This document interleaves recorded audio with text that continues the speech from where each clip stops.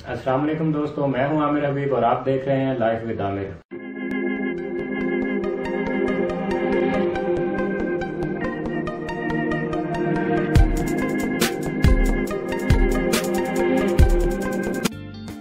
दोस्तों, आज की इस वीडियो में मैं आपको एंड्रॉयड नो कमांड के मसले को हल करने का तरीका बताऊंगा। ये इंतहाई आसानी के साथ हल हो जाता है। आपने अपने मोबाइल को पावर ऑफ कर लेना है और एंड्रॉयड मोबाइल को रिकवरी मोड में जब हम ऑन करते हैं तो नो कमांड का एरर आता है।